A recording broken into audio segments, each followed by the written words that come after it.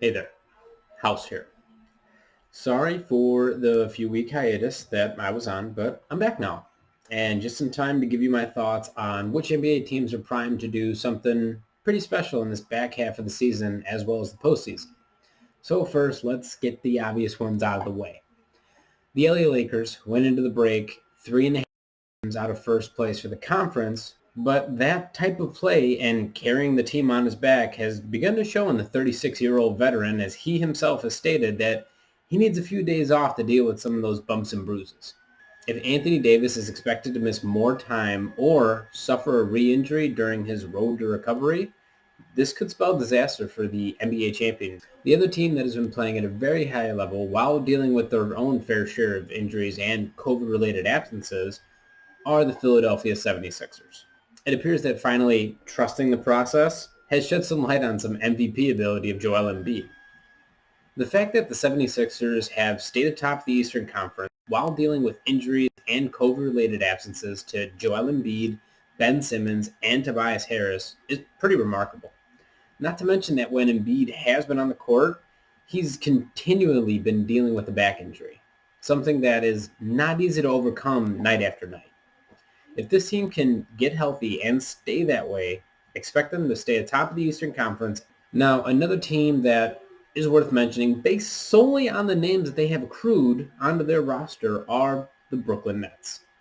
When healthy, they have the ability to run out Kevin Durant, Kyrie Irving, James Harden, and a resurgent DeAndre Jordan.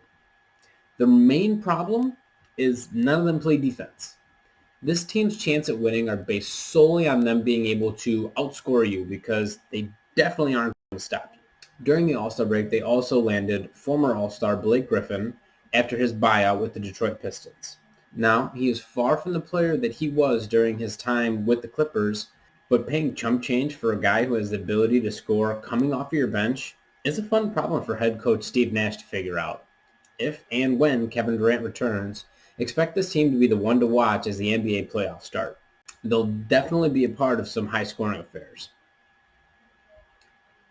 All right, as we trek back to the Western Conference, I wanted to touch on a team that is not only leading the conference, but also has the best record in the league. That is the Utah Jazz. A team that surprisingly has flown below the radar when it comes to supreme play or big name talent, which is a surprise because they have guys on their roster like Donovan Mitchell and Rudy Gobert. This by showcasing a first effort and less of a player first effort. Their leading scorer is Donovan Mitchell with 24 points per game, but we all know that he can go for many more than that on a nightly basis, but he doesn't have to. The Jazz have 6 guys on their roster averaging double-digit points. That's how they beat you. Not because of a big three or one individual doing it all. If one person struggles, they are a complete enough team to pick up his slack and still beat you. This team is dangerous for more reasons than one. Alrighty, and the final team that I wanted to touch on is the team that's been dealing with their own fair share of injuries, but are staying above water anyway. That team is the Portland Trailblazers. At the start of the season, it was thought that this team would be one to make a serious run during the regular season and into the postseason. In years past, they've been good enough to make the playoffs, but they never really pushed farther than the first or second round. This year, with the additions of Enes Kanter, Robert Covington, and Derrick Jones Jr., they were looking to make that next step. Then injuries came into play, knocking out Jusuf Nurkic and CJ McCollum. When that happened, nobody really expected the to do much until those players returned, myself included. Surprisingly, due to the effort of Damian Lillard and the breakout performances of Gary Trent Jr. and Enes Kanter, they are staying afloat in a competitive Western Conference as they eagerly await the return of their starting big man and shooting guard. Once those two can return to the court, look for this team to start forcing announcers to put their names in the conversation for the NBA championship this year. Well, that'll about do it for me.